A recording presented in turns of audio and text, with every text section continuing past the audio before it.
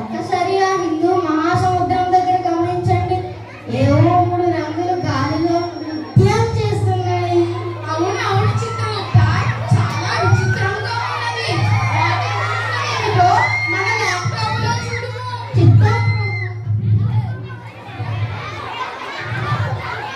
మహాప్రభు, ఈ రోజు ఆగస్టు 15 అంటే యావత్ భారతదేశానికి బ్రిటిష్ వారి నుండి పూర్తి స్వాతంత్ర్యం వచ్చిన రోజు. అందుకే ఆ 3 రంగులు గాలిలో నృత్యం చేస్తున్నాయి. అవునా? ఇప్పుడు ఆ 3 రంగుల యొక్క విశిష్టత ఎవరు చెప్పగలరు? ఇది ఎలా సాధ్యం? నేను చెప్తాను తాతయ్య. ఏ వరుడా? Who are you? I am Pingali Venkaiah.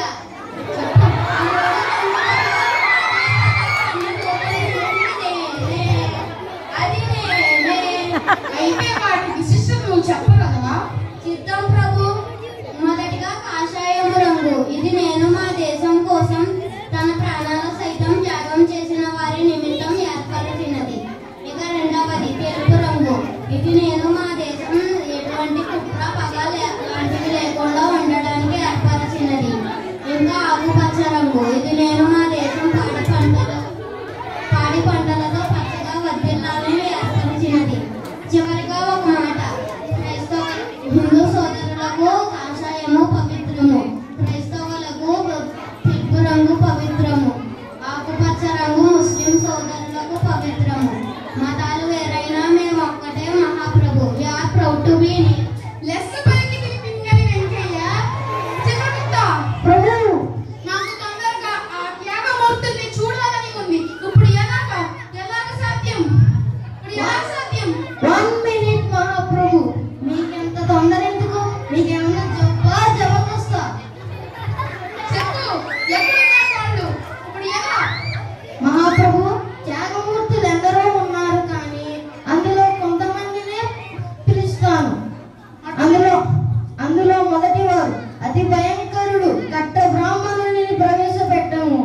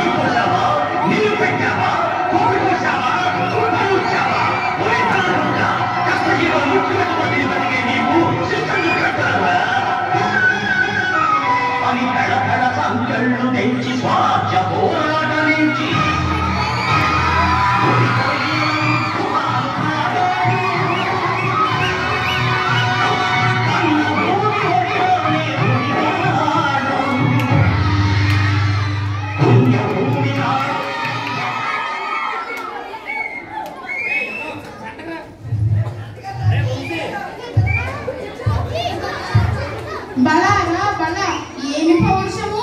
నాకన్నా మించిన పౌరుషముగా ఉన్నది. రెండో వారు ఎవరో ప్రవేశపెట్టము. రెండో వారు వన్యంపులి అయిన అల్లూరి సీతారామరాజు. ప్రవేశపెట్టము.